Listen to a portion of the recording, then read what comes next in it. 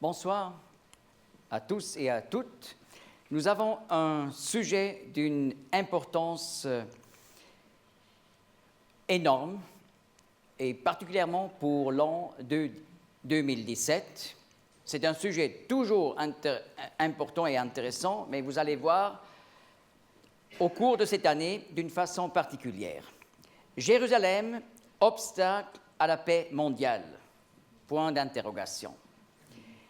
Et avec ça, nous allons tracer le drame du temple juif. On peut dire, Jérusalem est une des plus vieilles villes du monde. Elle date d'une période plus ancienne que 4000 ans. Et son histoire de gloire, mais aussi de larmes et de sang, est absolument unique dans l'histoire mondiale. Le nom de la ville, en hébreu on prononce Yerushalayim, veut dire « ville de la paix ». Mais on réalise, il y a donc un champ de tension entre le nom de la ville et la réalité actuelle. La situation géographique est aussi unique. Jérusalem, le pays d'Israël, se trouve à la croisée des 3 continents, Europe, Afrique, Asie. En Ézéchiel 5, nous lisons « Ainsi dit le Seigneur, l'Éternel ». C'est ici Jérusalem. Je l'ai posée au milieu des nations et autour d'elle des pays. Et voilà, aucun pays, aucune ville a une telle position comme Israël avec Jérusalem. Aujourd'hui, on peut dire au centre du conflit se trouve l'esplanade du temple à Jérusalem-Est. Pourquoi il y a une telle tension autour de ces quelques 144 000 mètres carrés?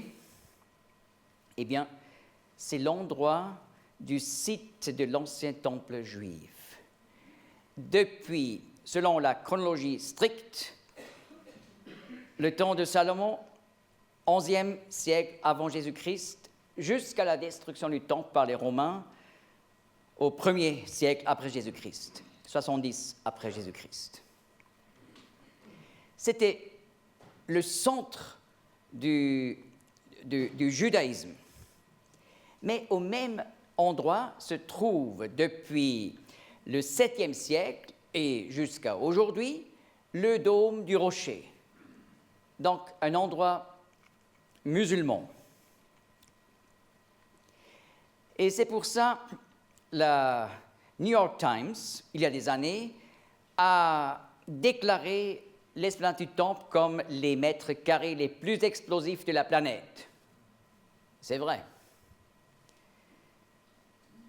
Donc, on peut dire que c'est un danger pour la sécurité du monde entier.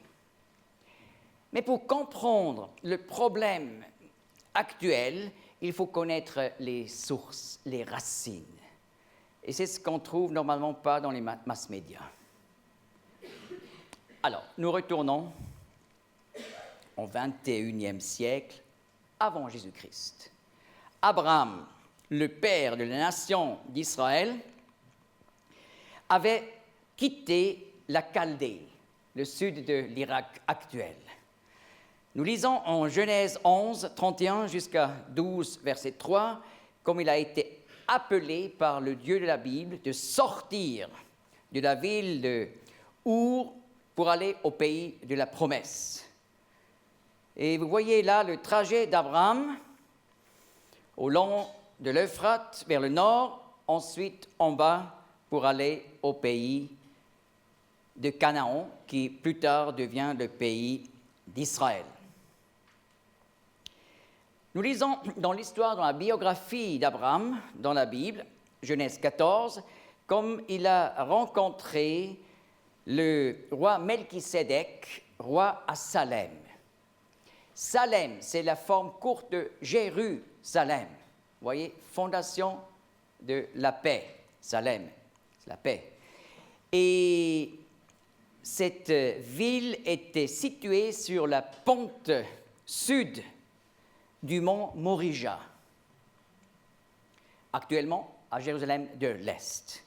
Et voilà, Abraham a rencontré ce roi de Salem dans la vallée du roi, qui plus tard dans la Bible est appelée la vallée du Cédron.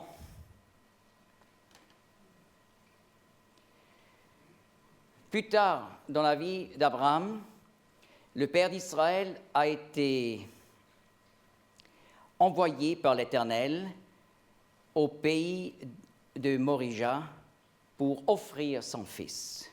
Genèse 22, verset 2, et Dieu dit, « Prends ton fils, ton unique, celui que tu aimes, Isaac, et va-t'en au pays de Morija, et là offre-le en holocauste sur une des montagnes que je te dirai. » Vous voyez le pays de Morija. Morija était bien connu comme montagne puisque sur la pente sud, il y avait la cité royale de Salem. Et alors, Abraham devait aller au pays de Morija pour rendre son fils à Dieu. Mais pas sur le mont Morija, mais sur une des montagnes au pays de Morija.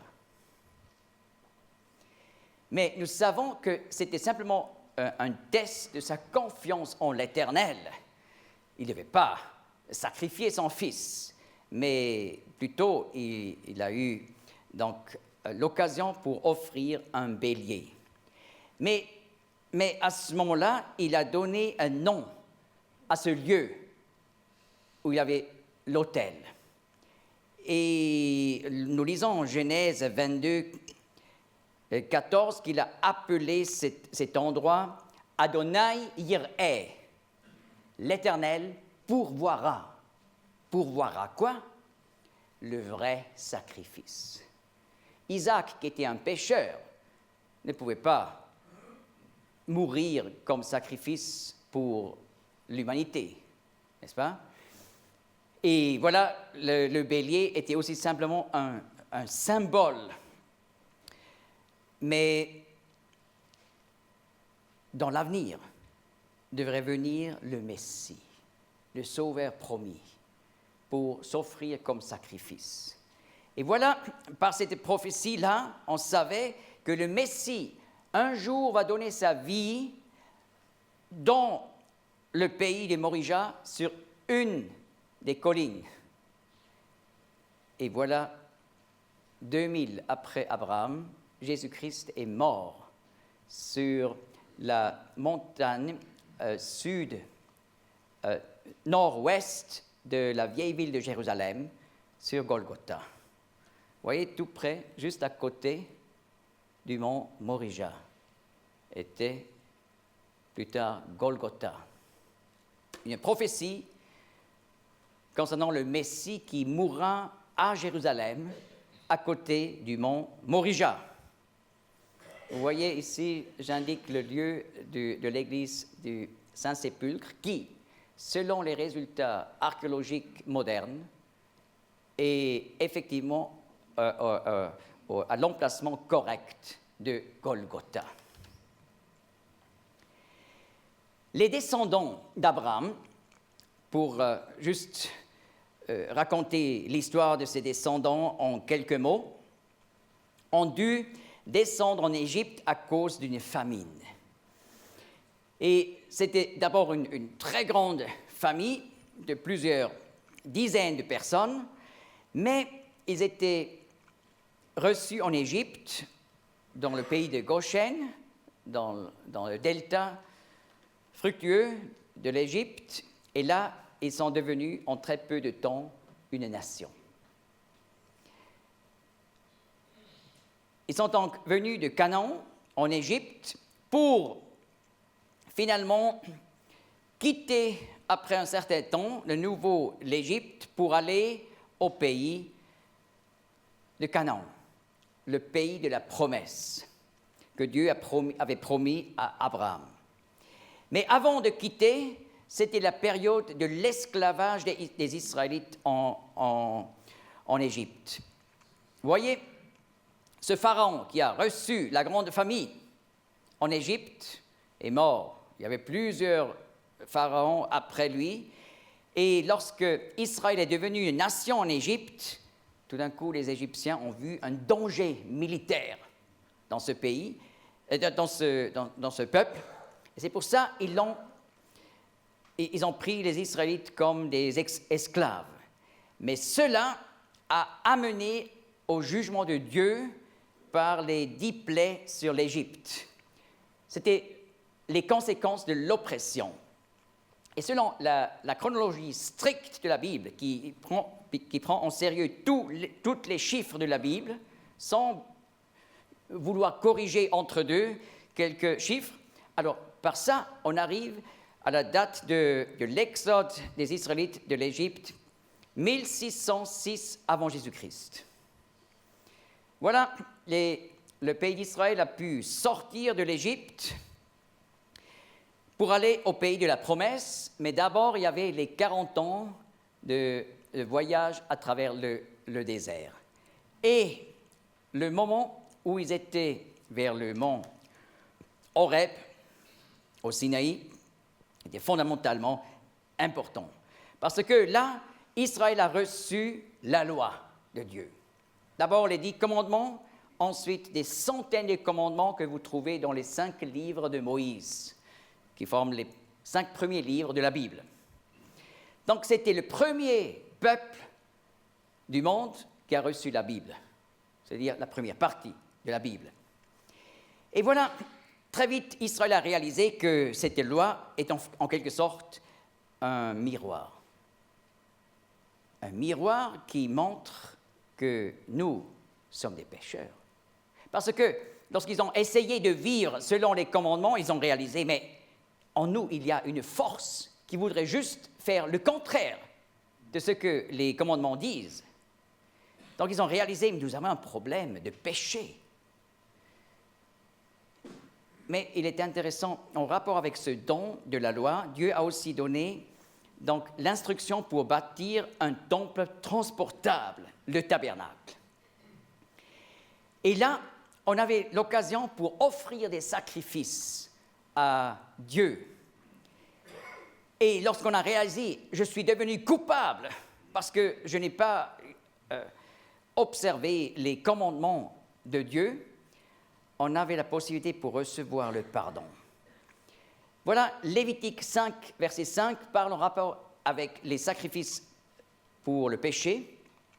Il arrivera, s'il est coupable en l'un de ces points-là, qu'il confessera ce en quoi il aura péché. Et il amènera à l'Éternel son sacrifice pour le délit, pour son péché qu'il a commis. Donc, il fallait confesser ses péchés à Dieu, repentir, et ensuite, un sacrifice innocent a dû mourir à la place du coupable. Et ainsi, Israël, depuis sa jeunesse, n'est-ce pas, ça c'était la jeunesse de la nation, dès sa jeunesse, Israël a appris le principe fondamental, il y a le pardon de Dieu, mais sur la base de la substitution. Un juste doit mourir à la place de l'injuste. Voilà, après la sortie, les 40 ans de marche dans le désert, et à la fin de ce voyage, Moïse donne ces 8 discours d'adieu que vous trouverez dans le Deutéronome, le 5e livre de Moïse. Nous avons ici une vue sur les montagnes de Moab, par-delà Jéricho. Et là, Moïse a tenu ses discours et ensuite il est mort, avant d'entrer au pays de la promesse.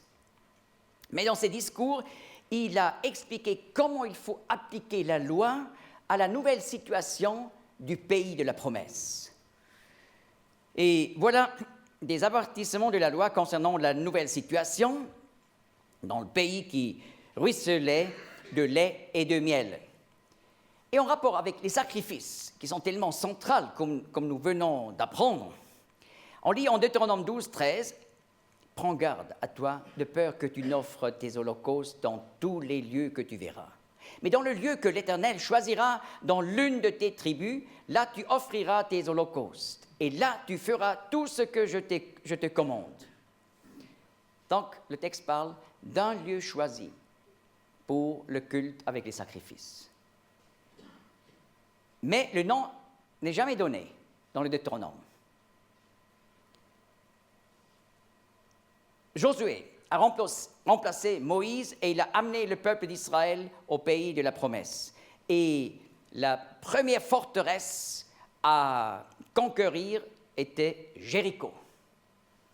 Et vous savez, comme les murs sont tombés de Jéricho.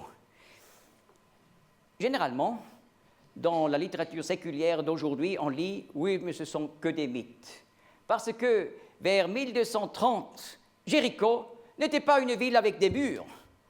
Donc, lors de la conquête par Josué, il n'y avait pas de murs qui auraient pu tomber. Et c'est juste, à 1230, il n'y avait pas de murs à Jéricho. Mais la chronologie de la Bible ne dit pas que la conquête était à 1230, mais 40 ans après l'Exode, donc 1566. Et ici, vous voyez les murs trouvés par l'archéologie moderne à Jéricho, qui datent exactement de ce temps-là. Et là, vous voyez seulement la partie inférieure, la partie supérieure. Des murs énormes sont tombés à l'extérieur. Normalement, dans les guerres, les murs tombent vers l'intérieur, n'est-ce pas? C'est dangereux si on fait la conquête de cette façon-là. Mais ici, la Bible nous dit que c'était Dieu qui a fait laisser tomber les murs vers l'extérieur et on a trouvé les restes. Mais il faut suivre la chronologie de la Bible et non pas la chronologie inventée. Et là, vous voyez encore quelques restes de murs inférieurs de l'époque de Josué. Ensuite, un lieu après l'autre a été conquis, et finalement aussi Shiloh. Et là, ils ont placé le tabernacle pour les siècles à venir.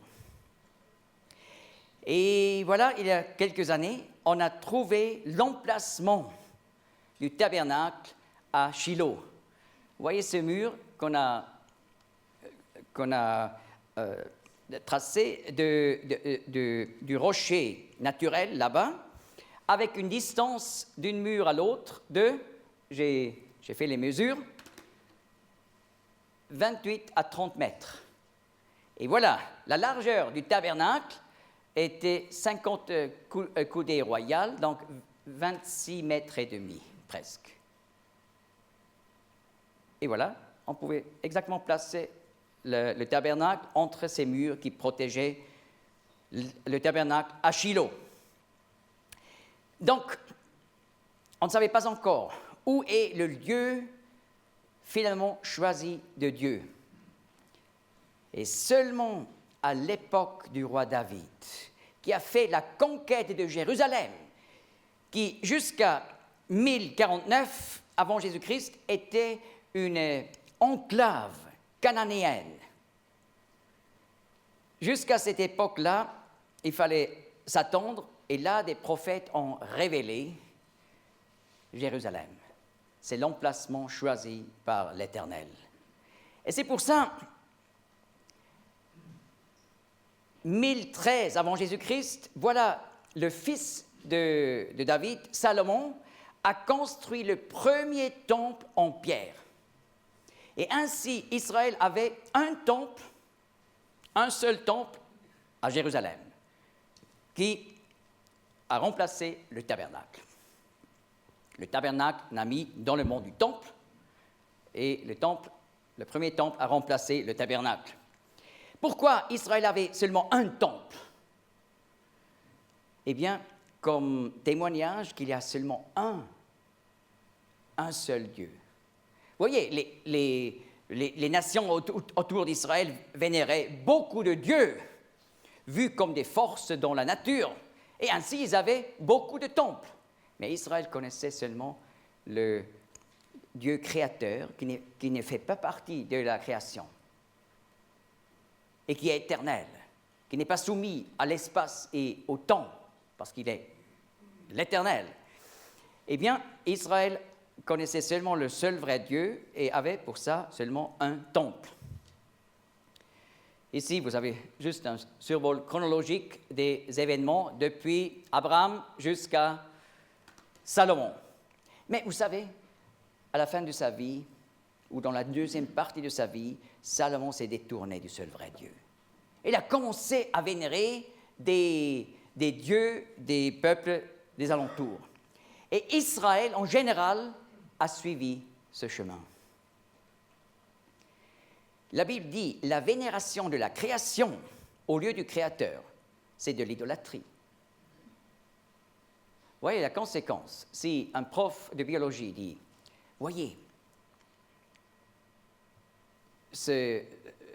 cet animal, comme la nature l'a équipé d'une manière extraordinaire. Comment? Qui a équipé? La nature. La nature a...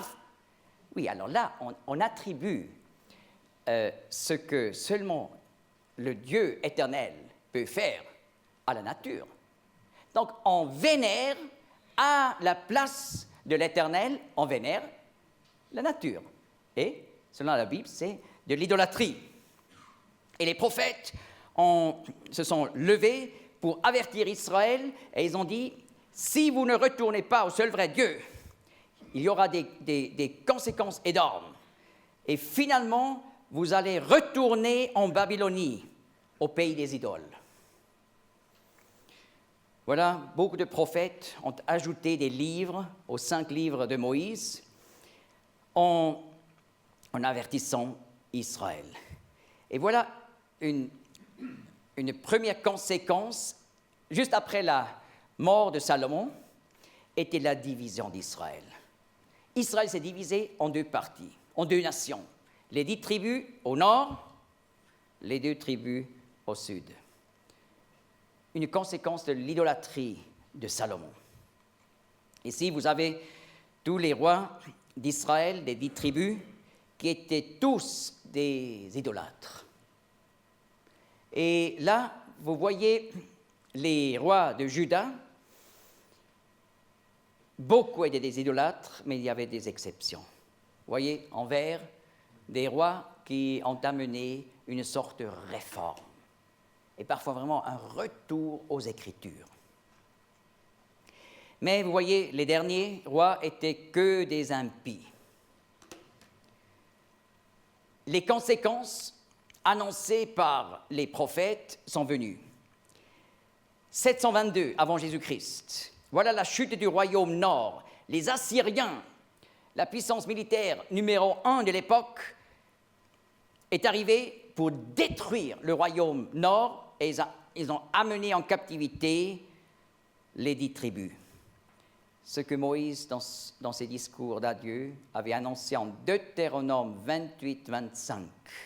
L'Éternel fera que tu seras battu devant tes ennemis et tu seras chassé ça et là dans tous les royaumes de la terre. La conséquence, la dispersion des 10 tribus. Retenez ce verset 25 dans ce chapitre 28. Parce que plus tard, dans ce texte, vous trouvez un autre verset, verset 36, où Moïse dit « L'Éternel te fera marcher, toi et ton roi que tu auras établi sur toi, vers une nation. Et là, tu serviras d'autres dieux. » Il ne parle pas d'une dispersion, mais simplement d'une déportation vers une autre nation. Et cela s'est accompli pour le royaume sud de la Judée. Voilà, le roi Nebuchadnezzar de Babylone, vers 606, est arrivé, et dans les années suivantes, finalement, il a détruit l'État juif en Israël, il a détruit Jérusalem et le temple de Salomon. En 4 phases, il a déporté les Juifs en Babylonie. Et vous voyez, là, le cercle est fermé. Abraham est sorti de l'Irak pour aller au pays des ancêtres. Il était autrefois un idolâtre qui vénérait la lune. À Our, le dieu principal vénéré, c'était la lune. Et il a appris à connaître le seul vrai Dieu, il est allé au pays de la promesse. Les descendants se sont éloignés du seul vrai Dieu, ils sont dû retourner en Irak actuel, en Babylonie. Voilà. Dans l'histoire, depuis 609 jusqu'à 539 avant Jésus-Christ, les Babyloniens étaient un empire mondial. Et Jérémie 25 prophétise concernant ces 70 ans de la Babylonie comme puissance. Mais le texte dit, après, Dieu va juger aussi la Babylonie. Et effectivement, la captivité des Juifs s'est réalisée dans ces 70 ans de l'Empire babylonien, c'est-à-dire de 606 jusqu'à 539 avant Jésus-Christ. D'ailleurs, ici, vous voyez des traces des destructions de Jérusalem par Nebuchadnezzar qu'on a trouvées. On a trouvé même encore de la cendre originale de la destruction de Jérusalem par Nebuchadnezzar. C'était un temps terrible pour les Juifs. Babylone, la ville des idoles, au sommet, Jérusalem, la ville du seul vrai Dieu, par terre, parce que le peuple juif avait abandonné le seul vrai Dieu. Et dans cette époque, à Babylone, on a composé le psaume 137, auprès des fleuves de Babylonie, l'Euphrate, le Tigre. Auprès des fleuves de Babylonie, là, nous nous sommes assis et nous avons pleuré quand nous nous sommes souvenus de Sion. Vous voyez, à travers les difficultés, il y a eu un travail dans les cœurs de beaucoup de Juifs. Et se sont retournés vers le seul vrai Dieu qui avait son temple sur le mont Sion, qui est un autre nom pour le mont Morija dans la Bible. Donc ils avaient de nouveau un désir pour retourner. Et voilà, exactement après 70 ans d'empire mondial des Babyloniens, la fin de l'exil vient, 539. Conquête de la Babylonie par les Mèdes et les Perses. En peu de combats, la ville de Babylone est conquise par un putsch. Le roi Belshazzar est tué. Et Cyrus, le grand roi de la Perse, donne aux Juifs l'autorisation du retour. Lisez dans la Bible Esdras 1. Ici, vous avez juste un survol, une vue d'ensemble des événements selon la chronologie biblique. Et vous voyez, donc ce changement politique a donné la possibilité aux Juifs de retourner de Babylonie vers Jérusalem. Environ 200 000 Juifs, si on ne compte pas seulement les hommes, mais aussi les femmes et les enfants, reviennent. Et la première fois qu'ils ont fait à Jérusalem, c'est reconstruire le temple. Construire le deuxième temple. Et voilà, ils savaient à l'époque, c'est un retour au pays pour rencontrer le Messie, qui doit venir dans le pays d'Israël. Ils savaient que le Messie ne va pas être né en Babylonie. Déjà, Michée avait prédit, Michée 5, verset 1er, que le Messie sera né à Bethléem, près de Jérusalem. Donc, ils sont retournés pour rencontrer le Messie. Et voilà, 445 avant Jésus-Christ. Le temple a été reconstruit, mais pas la ville. 445, c'est l'époque de Néhémie, qui reçoit une permission des Perses pour reconstruire la ville. Et cet événement était d'une grande importance. D'ailleurs, ces murs-là, un peu bruns, sont des murs qu'on a trouvés par l'archéologie moderne, des murs de Néhémie.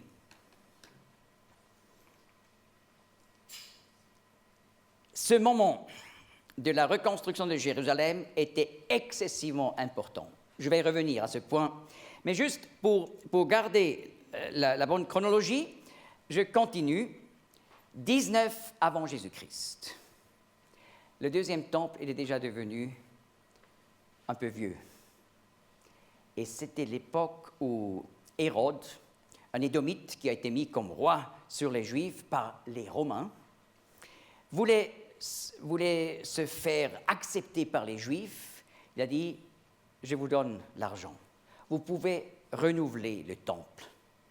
Et cela a mené à une restructuration complète du second temple. Et voilà, à l'époque où Jésus-Christ est né, Jérusalem a atteint une beauté comme jamais dans l'histoire qui précédait. Maintenant, je reviens à ce moment où Néhémie a pu retourner pour reconstruire la ville. Pourquoi c'est tellement important? Parce que lors de la captivité babylonienne, Daniel était un prophète à Babylone. Il a reçu une prophétie lorsque Jérusalem était une ruine, que depuis le moment où une parole sortira pour reconstruire Jérusalem, on pourra calculer la date de la venue du Messie. Daniel 9, 25. Et sache et comprends, depuis la sortie de la parole, pour rétablir et rebâtir Jérusalem, jusqu'au Messie le Prince, il y a 7 semaines d'années et 62 semaines d'années. Vous voyez, le début, la sortie de la parole pour rétablir Jérusalem, la fin, le Messie vient comme prince. Entre deux, il y a 7 et 62, donc en tout 69 semaines d'années. Je m'explique. 445 avant Jésus-Christ, la 20e année d'Artaxerxès, Néhémie 2. On peut calculer ainsi la date. L'édit a été donné, et voilà, 7 semaines d'année, 62 semaines d'année, ensuite le Messie devrait venir comme prince. Je dois expliquer le terme semaine d'année. En hébreu, c'est Shavua. Normalement, c'est une semaine de 7 jours. Mais le pluriel pour semaine, c'est Shavuot, n'est-ce pas? Shavua, Shavuot. Mais en Daniel 9, le pluriel pour semaine, c'est Shavuim. Ce ne sont pas des semaines normales, ce sont des semaines d'années. Donc, les semaines d'années, c'est une unité de 7 années. Mais il faut savoir, dans la Bible, les années prophétiques sont des années lunisolaires, c'est-à-dire de 360 jours. Cela, on apprend par exemple par Apocalypse 11, où 3 ans et demi, 42 mois, sont égales 1260 jours. Donc, une année, 360 jours. Alors, nous pouvons faire le calcul des 69 semaines d'année. Pourquoi elles sont divisées en 7 et 62? Parce que les 7 premières, donc 49 ans, c'est la période de la reconstruction totale de Jérusalem. À la fin de ces 7 semaines d'année, Jérusalem était de nouveau une ville parfaite. Et ensuite, 62 semaines d'année. Donc, on peut calculer 69 fois 7 fois 360 jours, ce qui donne 173 880 jours. Et Jésus-Christ est arrivé comme prince, non pas le jour de sa naissance à Bethléem, mis dans une crèche, n'est-ce pas? Mais lors du dimanche des palmiers, lorsqu'il est entré sur un âne comme roi Messie à Jérusalem, et reçu par la masse comme Messie. Et cela était selon la chronologie des évangiles à l'an 32 après Jésus-Christ. Fantastique. Vous voyez, Luc 3 dit que Jésus-Christ a commencé à prêcher en la 15e année de l'empereur Tibère. À 14, il a commencé, 15e, 29. Les évangiles parlent de 3 ans de service public jusqu'à la mort à la croix. Luc 13, 6 à 9, on parle directement de ces 3 ans. Donc 29 et 3, 32. Et Jésus-Christ est aussi entré à Jérusalem au mois de Nissan, ce qui est chez nous mars-avril. Et l'édit pour la reconstruction de Jérusalem, selon Néhémie 2, était aussi au mois de Nissan, mars-avril. Et maintenant, tenez-vous, le nombre de 173 880 jours se place exactement entre mars-avril 445 avant Jésus-Christ jusqu'à 32 après Jésus-Christ, mars-avril. Donc on peut prouver que Jésus de Nazareth est le Messie. C'est une de plus de 300 prophéties messianiques qui se sont accomplies par Jésus-Christ. Voilà, depuis le mont des Oliviers, il est entré à Jérusalem à travers la vallée du Cédron pour aller sur le mont Sion à Jérusalem. Et ainsi, la prophétie s'est accomplie parfaitement. Daniel 9 dit « La place et le fossé seront rebâtis et cela en des temps de trouble. » Oui, le temps de la reconstruction de Jérusalem, Néhémie 2 et suivant, était un temps de difficulté constante. Mais vous voyez, après l'entrée comme prince, Jésus-Christ a été crucifié, 5 jours après. Et à l'an 70, Jérusalem a été détruit et aussi le temple. Mais cela était prédit. Vous voyez, le texte en Daniel 9, 26 dit « Et après les 62 semaines, donc il y avait les 7, les 62, et exactement à la fin de cette période, Jésus-Christ est venu comme prince. Et maintenant le texte continue, et après les 62 semaines qui ont suivi les 7 premières, le Messie sera retranché et n'aura rien. 5 jours après, dans la rétrospective, on peut dire, Jésus-Christ a été crucifié sur le rocher de Golgotha, devant les remparts de Jérusalem. Sur la colline, dans le pays de Morija. Adonai Yireh. Le sacrifice a été offert. Et vous voyez, la prophétie continue en Daniel 9. Et le peuple du prince qui viendra détruira la ville et le lieu saint. En 70, après Jésus-Christ, les Romains ont détruit Jérusalem et le second temple. Pourquoi? Comme conséquence du rejet du Messie qui a été crucifié. Et la prophétie continue, et jusqu'à la fin, guerre, un décret de désolation. Jusqu'à la fin. Qu'est-ce que c'est la fin? Eh bien, on peut exactement définir le terme de la fin ou des temps de la fin. Dans la prophétie biblique, le temps de la fin est le temps où le peuple juif revient dans le pays des ancêtres après une dispersion mondiale. Lisez Ézéchiel 38, 8 et 16. Et vous allez voir. Les derniers jours, c'est l'époque où le peuple juif retourne. Et ça, c'est très intéressant, parce que nous sommes dans la période où le peuple juif retourne au pays des ancêtres du monde entier. Alors, ça doit être en relation avec notre époque, le temps de la fin. Et vous voyez, après la crucifixion de Christ, la destruction de Jérusalem, le peuple juif, dans la suite, a été dispersé dans le monde entier. Et le texte de Daniel dit, « Et jusqu'à la fin, guerre, désolation sur Jérusalem. »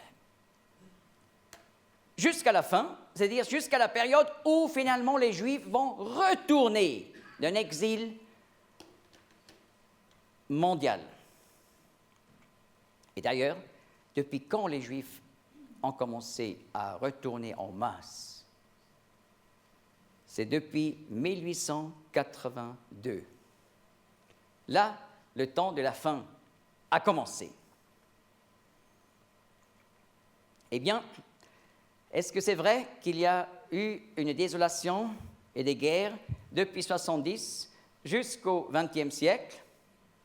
Eh bien, vous avez ici toute une liste à travers les siècles, depuis 70, 135, 614, 629, etc., jusqu'au XXe siècle.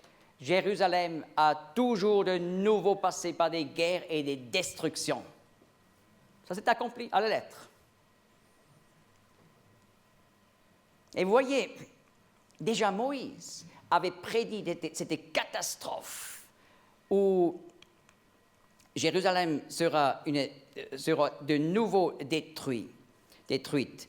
Lévitique 26, 31, Dieu parle par Moïse. « Et je réduirai vos villes en désert, et je désolerai vos sanctuaires, et je ne flairerai pas l'odeur agréable du parfum de vos sacrifices. Et je désolerai le pays, et vos ennemis qui y habiteront en seront étonnés. Et je vous disperserai parmi les nations, et je tirerai l'épée après vous. Et votre pays sera mis en désolation, et vos villes seront un désert. » Et effectivement, historiquement, à partir de 70 après Jésus-Christ, nous avons la dévastation et le dépeuplement du pays en un processus qui dura des siècles. C'est une erreur ici dans le texte. Des siècles. Et Moïse, dans ce chapitre de Deutéronome 28, où nous avons déjà vu l'accomplissement de la captivité assyrienne, la captivité babylonienne, parle au verset 64, non pas d'une déportation vers une autre nation, mais d'une dispersion mondiale. Et l'Éternel te dispersera parmi tous les peuples, d'un bout de la terre jusqu'à l'autre bout de la terre. Où se trouvent les bouts de la terre? Eh bien, si on comprend que Jérusalem est au centre dans la géographie de Dieu, à la jointure des 3 continents, alors les parties des continents les plus éloignés d'Israël sont les bouts de la terre. Et effectivement, depuis 70, pendant 2000 ans, le peuple juif a été dispersé depuis l'Amérique du Sud jusqu'en Chine et en Thaïlande. Et depuis Alaska et depuis le Canada jusqu'en Australie et Nouvelle-Zélande, depuis les pays du nord de l'Europe jusqu'à l'Afrique du Sud, littéralement, d'un bout de la terre jusqu'à l'autre. Et je continue dans la citation. Et parmi ces nations, tu n'auras pas de tranquillité, et il n'y aura pas de repos pour la plante de ton pied. Et l'Éternel te donnera là un cœur tremblant et des yeux languissants et une âme défaillante. Et ta vie sera en suspens devant toi, et tu seras dans l'effroi, nuit et jour. Et tu ne seras pas sûr de ta vie. Le matin, tu diras, qui donnera le soir? Et le soir, tu diras, qui donnera le matin? À cause de l'effroi de ton cœur, dont tu seras effrayé à cause des choses que tu verras de tes yeux. Et, mesdames et messieurs, c'est un fait. Depuis 70 après Jésus-Christ jusqu'au XXe siècle, voilà la destruction d'environ 13 millions de Juifs par les persécutions à travers tous les siècles. Et voilà, j'ai juste fait une liste des événements les plus importants à travers les siècles. Vous voyez, on n'a pas commencé à haïr les Juifs au XXe siècle, mais à travers l'histoire, les Juifs étaient toujours chassés, tués, massacrés, à travers toute l'histoire de presque 2000 ans. Et voilà, c'était une longue période où le peuple juif n'avait plus d'État. Osée 3, 8e siècle avant Jésus-Christ, a prédit cette période sans État. Car les fils d'Israël resteront beaucoup de jours sans roi et sans prince, et sans sacrifice. Ensuite, les fils d'Israël retourneront et rechercheront l'Éternel leur Dieu et David leur roi, et se tourneront avec crainte vers l'Éternel et vers sa bonté à la fin des jours. Longtemps, pas d'État et pas de sacrifice. Et plus tard, dans les derniers jours, un retour au pays des ancêtres. Et là, ils vont rechercher aussi l'Éternel et David le roi. Dans chaque Bible rabbinique, il y a en Osée, à côté, le commentaire rabbinique Metsudat David, qui explique, qui reprend les mots, David Malkam, David le roi, c'est le Messie. Donc, dans les derniers jours, ils vont commencer à s'intéresser pour le Messie. Donc, ils auront un problème avant. Vous voyez? Parce que le problème commence seulement à se résoudre dans les derniers jours, à l'époque du retour. Et maintenant, nous avons déjà un survol de l'histoire juive depuis la sortie d'Égypte jusqu'à aujourd'hui. Et nous avons vu comme le sujet du sacrifice est central pour l'histoire juive, pour l'histoire d'Israël. Et maintenant, on peut diviser toute l'histoire d'Israël en deux périodes suivant les sacrifices. Parce que nous avons d'abord la grande période depuis l'Exode jusqu'à la destruction de Jérusalem, au 1er siècle, le temps des sacrifices. Et depuis 70 après Jésus-Christ jusqu'à aujourd'hui, nous avons la période du temps sans sacrifice. Et le tournant était au 1er siècle après Jésus-Christ. Pourquoi il y avait un tournant fondamental dans l'histoire juive? Eh bien, c'était le moment du rejet du Messie. Le Messie sera retranché. Bien sûr, là, on peut se demander, mais pourquoi le peuple juif, depuis 70, n'a plus de sacrifice? Eh bien, les raisons extérieures, historiques, du 1er au 7e siècle, nous avons la période romano-byzantine à Jérusalem. Et les Romains et les Byzantins, en général, ne voulaient plus de temple juif. Ensuite, du 7e au 21e siècle, nous avons la période islamique à Jérusalem, et les musulmans ne veulent pas du tout un temple juif sur Morija. Et puisque les Juifs n'ont seulement le droit, selon la Torah, d'offrir des sacrifices sur l'esplanade du temple, ils ont perdu le mont du temple, il n'y avait plus de sacrifices.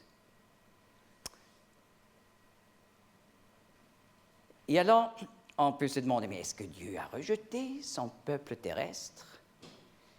Non, dit le Nouveau Testament, Romains 9 à 11, là nous apprenons que le peuple juif est simplement sur le banc d'attente. Et Dieu a un plan avec ce peuple pour l'avenir. Et Paul dit en Romains 11, verset 1er, « Je dis donc, Dieu aurait-il rejeté son peuple? Absolument pas, car je suis moi-même israélite de la descendance d'Abraham, de la tribu de Benjamin. » Dieu a un plan. Mais là, on se demande aussi, oui, mais la mort du Messie a donné ce tournant. Mais quelle est, en fait, la signification de la mort du Messie? Eh bien, déjà dans l'Ancien Testament, Ésaïe 53, nous lisons que le Messie devrait mourir comme sacrifice. Ésaïe 53, verset 10, « Mais il a plu à l'Éternel de le meurtrir. Il l'a soumis à la souffrance. S'il livre son âme en sacrifice pour le péché, il verra une sémence. Il prolongera ses jours et le plaisir de l'Éternel prospérera en sa main. Donc le Messie mourra comme sacrifice et après, il vivra de nouveau. Ça parle de la résurrection du Messie. Verset 11. Il verra du fruit du travail de son âme et sera satisfait. Par sa connaissance, mon serviteur juste enseignera la justice à plusieurs et lui, il portera leurs iniquités. Là, nous avons dans l'Ancien Testament déjà l'explication du sacrifice. Et si quelqu'un dit, oui, mais peut-être Ésaïe 53 a été simplement mis dans l'Ancien Testament plus tard, après la crucifixion, c'est du non-sens. Parce que Ésaïe 53, c'est une véritable prophétie, et nous avons aujourd'hui un rouleau complet du livre d'Ésaïe, du IIe siècle avant Jésus-Christ, de la grotte 1 de Qumran. Et j'ai contrôlé, j'ai lu le texte. Ésaïe 53 s'y trouve intégralement. Donc ça a été écrit avant et l'accomplissement s'est fait après. Et aussi, Jésus-Christ est ressuscité le 3e jour. Il a été vu par plus de 500 personnes. Et nous lisons dans le livre des Actes, dans le Nouveau Testament, comme le ressuscité a donné le mandat pour la mission mondiale sur le mont des Oliviers. Acte 1, verset 8. Il dit à ses disciples, « Mais vous recevrez de la puissance, le Saint-Esprit venant sur vous, et vous serez mes témoins à Jérusalem et dans toute la Judée et la Samarie et jusqu'au bout de la terre. » Et voilà, l'Évangile, la bonne nouvelle du Messie mort et ressuscité, a atteint l'Europe déjà au 1er siècle, mais aussi a atteint l'Afrique dès le 1er siècle. Et voilà, aujourd'hui, la Bible, traduite en plus de 2800 langues, a atteint tous les 5 continents du monde. Et au cours des siècles, des millions de personnes se sont délibérément converties à Jésus-Christ en confessant leurs péchés dans la prière à Dieu et en recevant le sacrifice de Christ comme sacrifice pour leurs péchés. Et dans la même période, les Juifs dispersés dans le monde entier. 2000 ans de nostalgie. Et le psaume 137 jouait un rôle important dans la prière journalière. Si je t'oublie, ô Jérusalem, que ma droite s'oublie, que ma langue s'attache à mon palais, si je ne me souviens de toi, si je n'élève Jérusalem au-dessus de la première de mes joies. Donc Jérusalem restait la première joie pour ce peuple. Et le désir de retourner un jour au pays des ancêtres. Vous voyez, la première venue de Jésus-Christ le Messie, pour souffrir pour nos péchés. Ensuite, la dispersion des Juifs dans le monde entier. Et maintenant, dans les derniers jours, le retour des Juifs au pays des ancêtres. Et selon la prophétie, c'est le moment où Jésus-Christ, le Messie, va revenir comme roi du monde pour établir son règne de 1000 ans. Et vous voyez, dans la même période où Israël était dans la dispersion, l'Évangile atteint toutes les nations du monde. Alors maintenant, nous sommes dans une période de transition, parce que c'est le temps de la fin. Et le temps de la fin, vous voyez maintenant, ne veut pas dire la fin du monde, mais c'est la fin de cette longue période entre la première et la deuxième venue de Jésus-Christ. Ça, c'est le temps de la fin. Et vous voyez, les Juifs retournent déjà depuis 1882.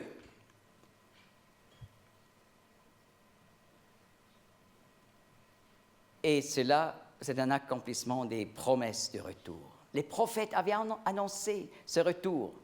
Même avant la dispersion mondiale des Juifs, la Bible a prophétisé le retour d'une dispersion mondiale. Ça, c'est de la prophétie, voyez?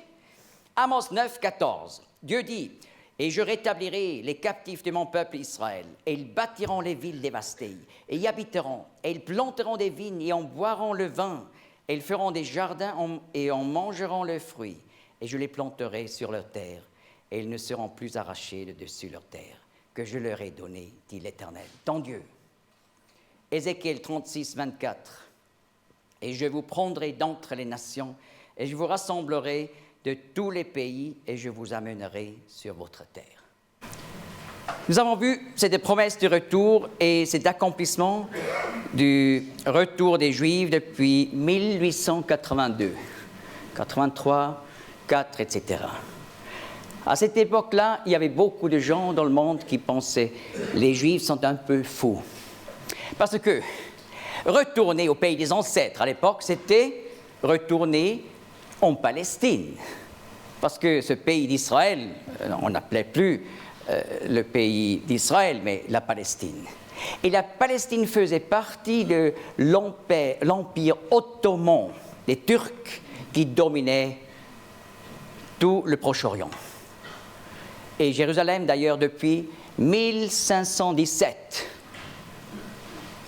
l'an de la Réforme. Vous voyez, il y a 500 ans. Eh bien, on les a considérés un peu fous parce que, selon l'enseignement islamique, orthodoxe, central, un pays qui a été une fois soumis à la loi, à la charia, à la loi islamique, ne doit plus jamais être contrôlé par des non-musulmans, des juifs ou des chrétiens. Impossible. Donc, comment retourner? Il n'y aura jamais la possibilité pour établir un État juif. Mais tout d'un coup, 1914, la Première Guerre mondiale. Ce n'était pas la 27e, c'est de la première, où une guerre a touché tous les 5 continents du monde. Et là, pendant la guerre, l'Empire ottoman hésitait de prendre le côté de l'Allemagne ou des Alliés. Ils ont pris le côté de l'Allemagne. Et comme conséquence, les Alliés, c'est-à-dire les Français, les Anglais, alliés avec la Russie, se sont mis contre les Turcs et cela a amené à la destruction de l'Empire ottoman et à la conquête de la Palestine par les Anglais. Et pendant la guerre, le gouvernement anglais a édité la déclaration de Balfour, 2 novembre 1917. Vous voyez, ce sera une célébration en plus en 2017. Et donc, 100 ans, déclaration de Balfour. Et là, ils ont promis aux Juifs d'établir un État national en Palestine pour les Juifs. Incroyable. On ne peut pas s'imaginer ce que cela signifiait pour les Juifs à l'époque en Palestine. Après la Première Guerre mondiale, on a donc complètement dissolu l'Empire ottoman. Ça n'existait plus. Mais on a donné aux Turcs un nouveau pays, la Turquie moderne, n'est-ce pas? Et voilà, bien sûr, ce papier, la déclaration de Balfour, n'avait pas de valeur dans le droit international. C'était un papier anglais. Mais, après la guerre, la Société des Nations s'est mise ensemble et ils ont confié à l'Angleterre le mandat sur la Palestine. Et avec ça, ils ont reçu la déclaration de Balfour comme un papier de droit international. Ça, il faut retenir. Mais, à l'époque, les Anglais ont déjà un peu changé dans leur politique. Et ils se sont dit, mais on donne aussi aux Arabes la possibilité pour établir en Palestine un État. C'est pour ça, 1921, premier partage de la Palestine. L'Angleterre cède à l'émir Abdullah 77% de la Palestine, c'est-à-dire tous les territoires à l'est du Jourdain. On appelle ça d'abord la Transjordanie, et depuis 1946, où cette région est devenue un État indépendant, on appelle ça la Jordanie. Et il faut que vous soyez au clair. tous les hommes qui ont vécu en Palestine à l'époque, on a appelé des Palestiniens. Les Juifs, là, et les Arabes. On ne connaissait pas un peuple palestinien. Ça n'existait pas encore, cette notion. Il y avait les Arabes qui ont reçu une carte d'identité des Anglais, et qui disaient Palestiniens. Et les Juifs, Palestiniens. Alors, les Palestiniens arabes ont reçu un État en Palestine. 3/4 du gâteau. Mais, vous voyez, la Deuxième Guerre a suivi, 39 à 45, avec la destruction de 6 millions de Juifs en Europe. On n'a toujours pas donné un État aux Juifs. 6 millions de Juifs anéantis. Et après la guerre, on a remplacé la Société des Nations par l'ONU. Parce que la Société des Nations, c'était rien du tout. Finalement, ils n'ont pas pu...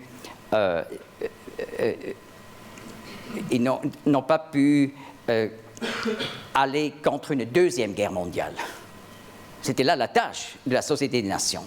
Donc on a fondé une meilleure organisation, l'ONU, et dans une des premières sessions, 1947, 29 novembre, voilà le deuxième partage de la Palestine.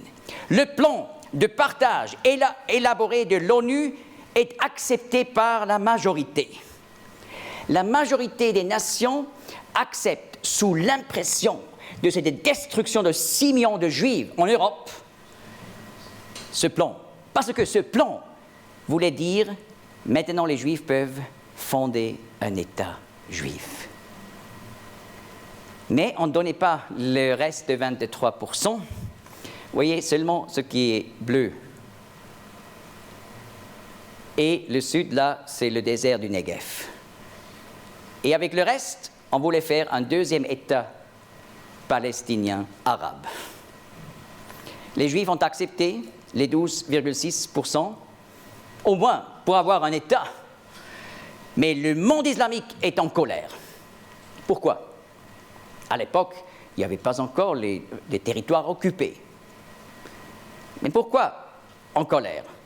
Parce que, selon l'enseignement islamique, on ne doit pas laisser régner des Juifs sur un territoire qui était une fois un territoire islamique. Donc, si quelqu'un dit les territoires occupés, comme la Cisjordanie, c'est le problème. Pourquoi on n'a pas la paix au Proche-Orient? C'est faux, parce qu'on aurait eu la paix déjà avant, lorsqu'il n'y avait pas encore ce problème. Vous voyez? Il faut être logique. Il faut être logique.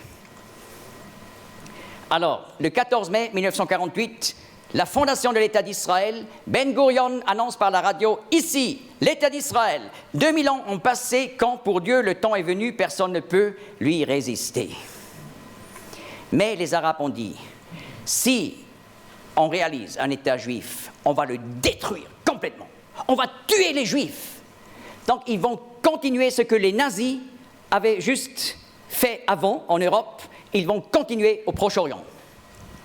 9 armées vont contre Israël dans la nuit qui suit la fondation de l'État. L'Irak, la Jordanie, la Syrie, le Liban, l'Égypte, l'Arabie saoudite et le Yémen ont entamé une guerre pour anéantir Israël. Mais, après un an, Israël a survécu et est ressorti vainqueur avec un gain de territoire. Mais le psaume 83, verset 4, c'est accompli pour la première fois. Ils ont dit, les ennemis d'Israël, « Venez et exterminons-les de sorte qu'ils ne soient plus une nation et qu'on ne fasse plus mention du nom d'Israël. » Voilà, juillet 49, armistice promulgué par l'ONU. Les conséquences de la guerre, la Jordanie annexe la Cisjordanie. le territoire en vert, et le mont du Temple, et Jérusalem avec le mont du Temple. Les Juifs qui vivaient en Cisjordanie, d'ailleurs, il y avait des Juifs qui vivaient là pendant les 2000 ans passés. Bien sûr, pas tout le monde était dispersé dans le monde entier. Il y avait toujours une présence juive au pays, sans interruption, ça il faut savoir. Mais là, la Jordanie a massacré ou chassé les Juifs. Il n'y avait plus de Juifs en Cisjordanie. Et les Arabes se sont dit, ça y est, on n'a pas pu détruire les Juifs. On va le faire plus tard. Et pendant des années, ils ont reçu des armes modernes de la part de l'Union soviétique. En 1967, ils étaient convaincus. Maintenant, le moment est venu où on peut vraiment anéantir Israël. Dans cet hôtel, Hotel Palestine, en Alexandrie, les conducteurs du monde arabe étaient rassemblés par Abdul Gamal Nasser pour planifier la destruction finale de l'État juif. Et là, Israël savait, cette prochaine guerre doit être une guerre courte, parce que nous n'avons pas assez de pétrole. Et c'est pour ça qu'ils ont fait, après la déclaration des Arabes, on va maintenant anéantir Israël, ils ont fait le premier coup. Vous voyez, le 5 juin 1967, la guerre des 6 jours commence. Et des avions israéliens sont allés au-dessous des radars en Égypte pour détruire les avions militaires parqués sur les aéroports, un après l'autre, avant que les pilotes ont pu atteindre leurs avions. Dans quelques heures, la puissance aérienne de l'Égypte était détruite. Et en même temps, la même chose en Syrie. En quelques heures, toute la force aérienne détruite. Et une partie en Irak. Incroyable. Mais l'Égypte téléphone avec le roi Hussein de la Jordanie pour dire « Nous avons des succès énormes contre Israël. Il faut que tu ouvres un 3e front. » Et Israël a dit avant au roi Hussein, si tu entres en guerre, tu subiras des conséquences néfastes. Il a cru le mensonge égyptien, il a commencé à attaquer Israël depuis derrière le mur jordanien qui a séparé Jérusalem, n'est-ce pas? Depuis Jérusalem-Est, ils ont attaqué Israël, et là, un troupe de parachutistes reçoit l'ordre conquérir le mont du Temple et la vieille ville, Jérusalem-Est. Et voilà, le 3e jour, la conquête de Jérusalem-Est et du mont du Temple. Après 2000 ans, on est de retour à l'emplacement du Temple. De nouveau, dans les mains juives. Eh bien là, le psaume 126 s'est accompli. Quand l'Éternel rétablit les captifs ou le sort de Sion, le mont du Temple. Nous étions comme ceux qui songent. Alors notre bouche fut remplie de rire et notre langue de chants de joie. Alors on dit parmi les nations, l'Éternel a fait de grandes choses pour ceux-ci. Après 6 jours, la guerre a passé, le silence sur les 3 fronts. L'Éternel a fait de grandes choses pour nous. Nous en avons été réjouis. Voilà, ils sont retournés vers le mur de lamentation qui est encore un reste originel du temple à l'époque du Seigneur Jésus. Après 6 jours, une nation de nouveau avait survécu. Et vous voyez, 2017, on va célébrer les 50 ans de cet événement. Retour à Jérusalem de l'Est.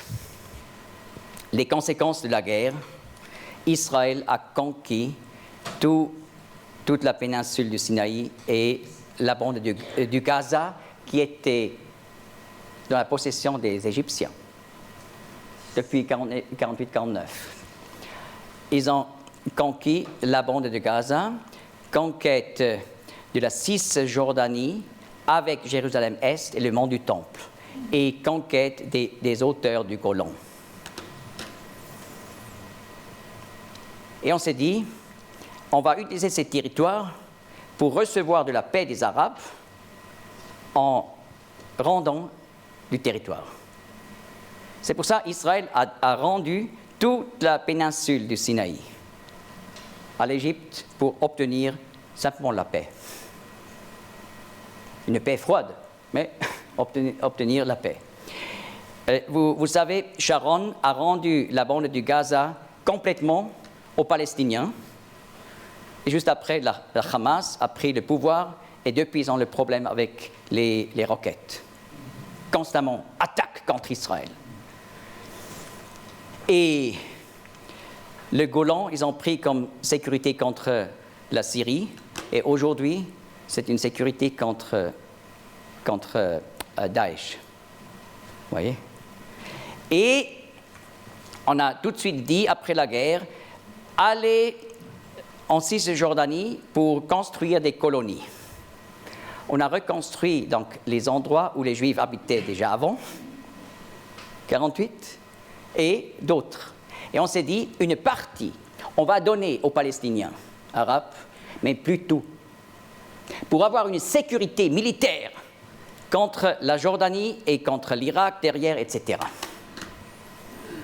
Mais vous voyez, cette attente ardente qui dure depuis 2000 ans, construire le troisième temple, est entré dans une nouvelle phase. Et un des soldats qui avait conquis le mont du Temple comme parachutiste, c'était Israël Ariel. Et après, il est devenu rabbin et fondateur de l'Institut du Temple à Jérusalem-Est, où depuis des années, ils reconstruisent les ustensiles pour le troisième temple. Ça, c'est le chandelier d'or à 7 branches, prêt pour le service dans le troisième temple. Et la prophétie biblique parle de la reconstruction d'un temple sur le mont Sion. Par exemple, Apocalypse 11, verset 1er parle de ce temple. Et vous voyez, nous avons parlé des 69 semaines de Daniel, jusqu'à la venue du Messie. Mais Daniel 9 parle aussi encore d'une 70e semaine. Et ces 7 ans ne suivent pas les 69, mais ils sont placés dans la prophétie juste avant le retour de Jésus-Christ, le Messie, comme roi du monde. Et vous voyez maintenant, entre la 69e et la 70e semaine, on a maintenant l'époque de l'Église, qui était un mystère dans l'Ancien Testament et a été révélé seulement par les écrits du Nouveau Testament. Et vous voyez, le jour, dimanche des Rameaux, la montre avec Israël s'est arrêtée. Et quelques semaines plus tard, le Saint-Esprit est arrivé pour fonder l'Église à Pentecôte, acte 2. Et ce temps de l'Église sur la terre, tandis que Israël est sur le banc d'attente, va se finir lorsque Jésus-Christ va enlever tous les vrais croyants, l'Église, et le Saint-Esprit va retourner. Comme il est venu, il va retourner. Et après, le temps avec Israël va recommencer. La 70e semaine de Daniel, qui est divisée en deux, 3 ans et demi et 3 ans et demi. Et nous savons, si un troisième temple va être construit sur l'esplanade du temple, alors le monde de l'islam va s'enrager. Psaume 2, verset 1er. Pourquoi s'agitent les nations et les peuples méditent-ils la vanité? Oui, ça va se réaliser, mais ça se réalise par exemple aussi demain. 70 nations vont se rassembler à Paris pour déclarer finalement leur plan, comment ils veulent régler la question Israël et Palestinien. Et Israël n'a pas de place dans cette conférence pour dire ce qu'il faut dire. Voyez, pourquoi s'agitent les nations et les peuples méditent-ils la vanité? Et le texte continue avec le fait que Dieu rit, se moque d'eux. Retenez ça pour demain. Mais la Bible dit, après l'enlèvement de l'Église, il y aura un réveil en Israël. Ésaïe 10, 21, le résidu reviendra, le résidu de Jacob au Dieu fort. 37, 32, car de Jérusalem sortira un résidu, et de la montagne de Sion ce qui est réchappé. La jalousie de l'Éternel des armées fera cela. Donc un réveil en Israël.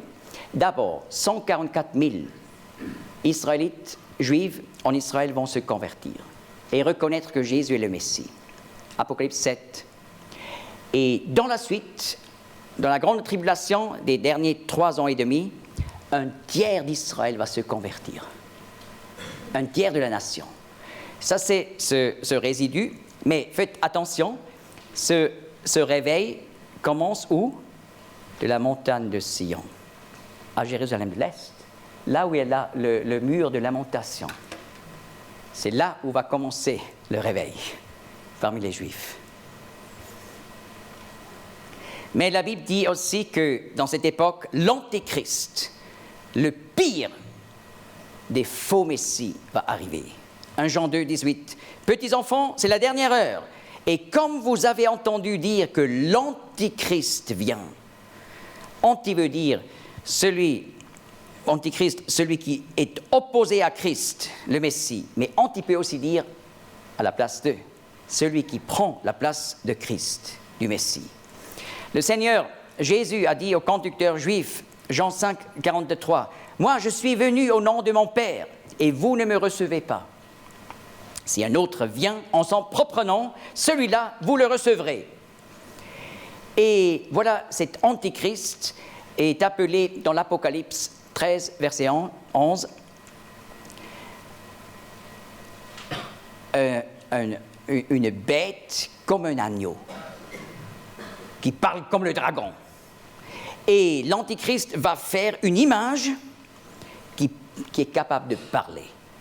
Donc, une idole qui parle. J'ai vu beaucoup d'idoles, par exemple en Thaïlande, en Inde, et ils ont tous une bouche, mais ça ne bouge jamais, la bouche. Mais cette idole va parler.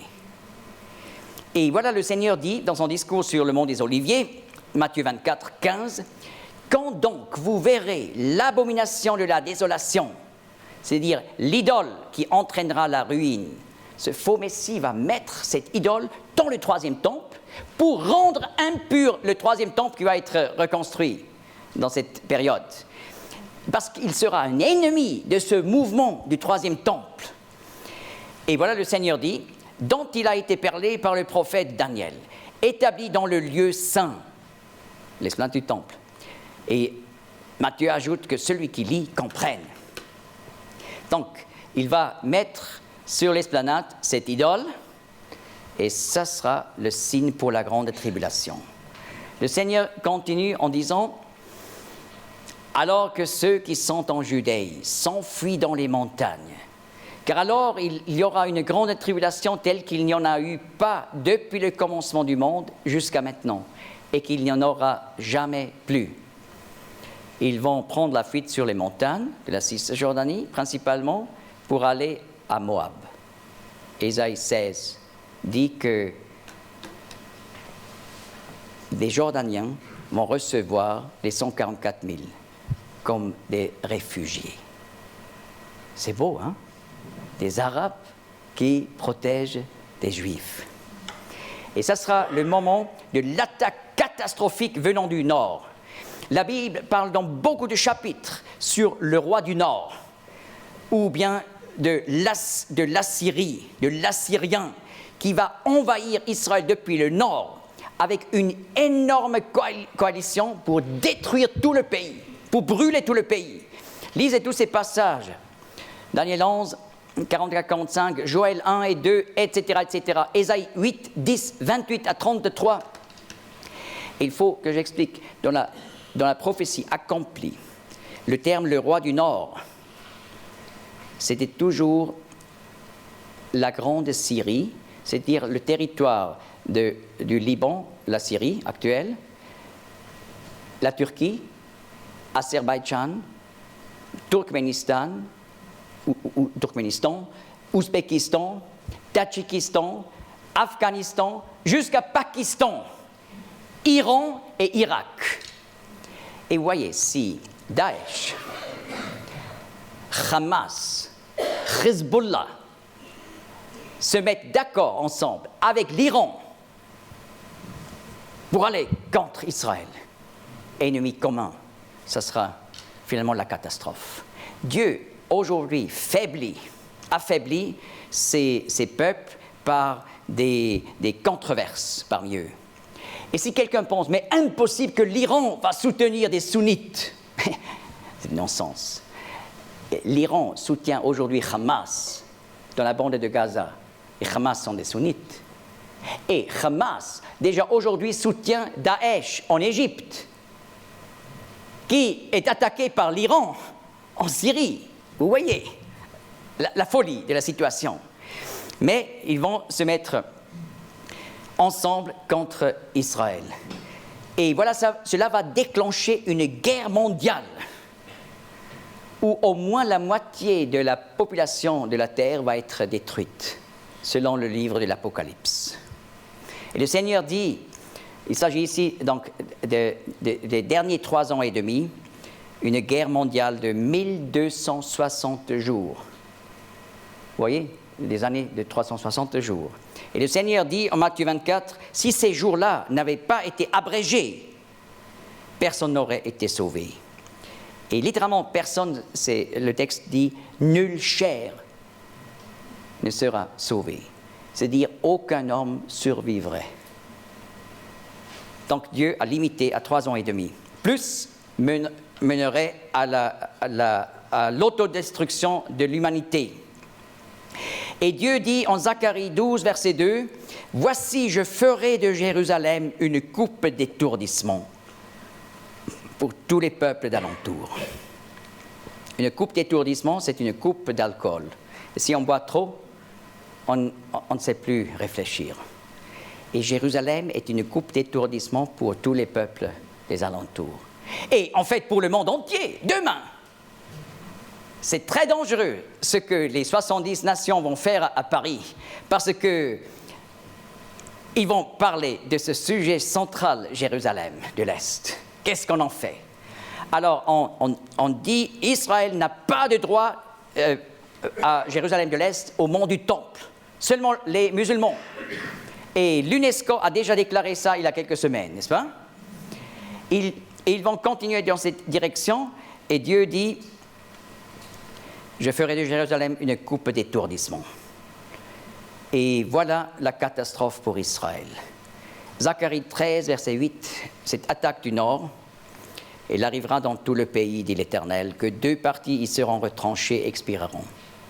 Mais 1/3 y demeurera de reste, et le tiers, je l'amènerai dans le feu, et je l'affinerai comme on affine l'argent, et je les éprouverai comme on éprouve l'or. Ils invoqueront mon nom, et moi je leur répondrai, je dirai, c'est ici mon peuple.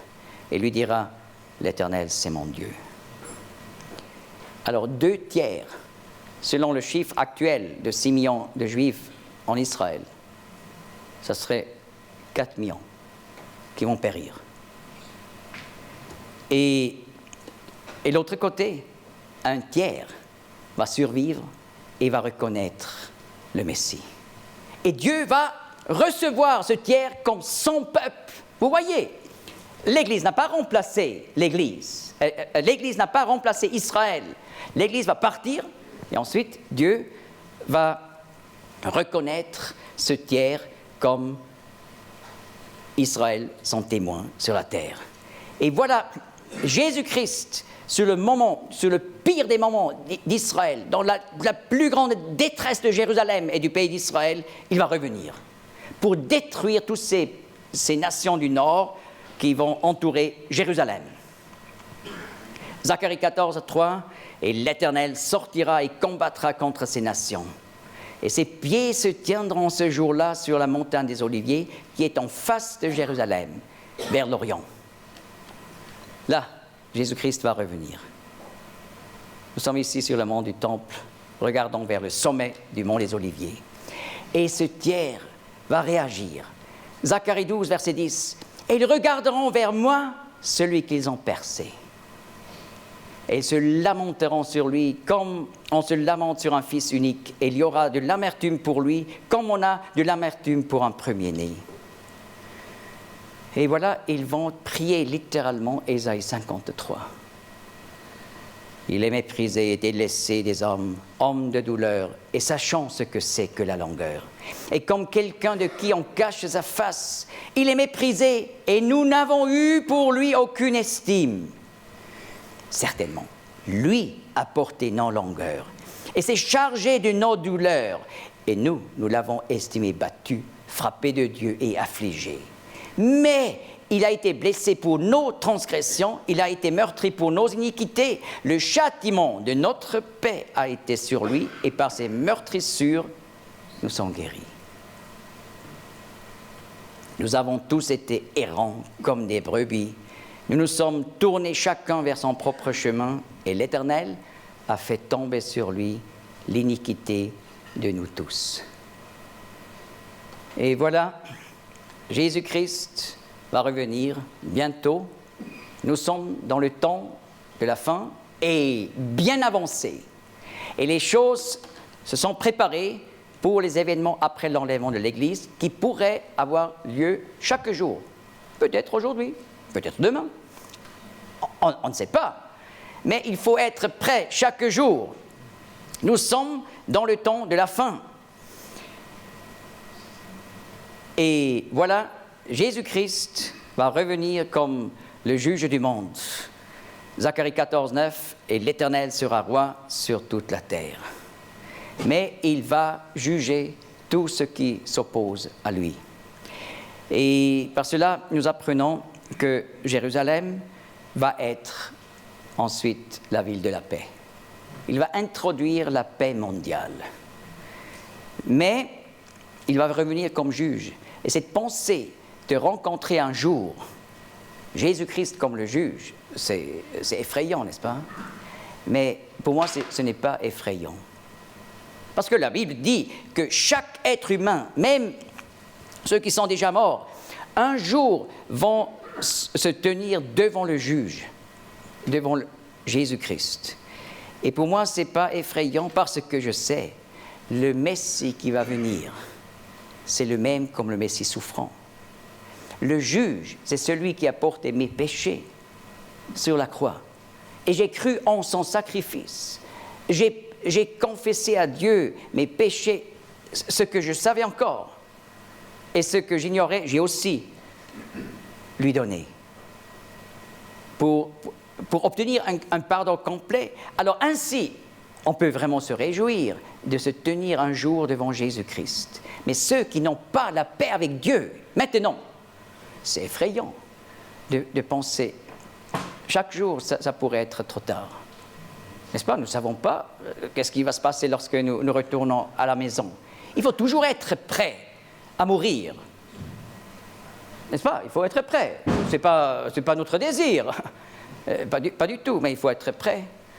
Et nous voyons que ce n'est pas possible, la paix mondiale, aujourd'hui. C'est pour une autre date. Mais la paix avec Dieu est possible aujourd'hui. Et c'est ça ce qu'il faut obtenir aujourd'hui, la paix avec Dieu en confessant les péchés, en s'identifiant avec le sacrifice, le vrai sacrifice, Jésus-Christ. Et pour pouvoir dire, je crois que Jésus-Christ est mort pour mes péchés. Ça, c'est s'identifier avec lui. Et si on ne peut pas dire ça, Jésus-Christ est mort pour chaque péché dans ma vie, on n'est pas sauvé. Il faut s'identifier avec le sacrifice du Messie devant les portes de Jérusalem dans le pays de Morija. Merci de votre attention.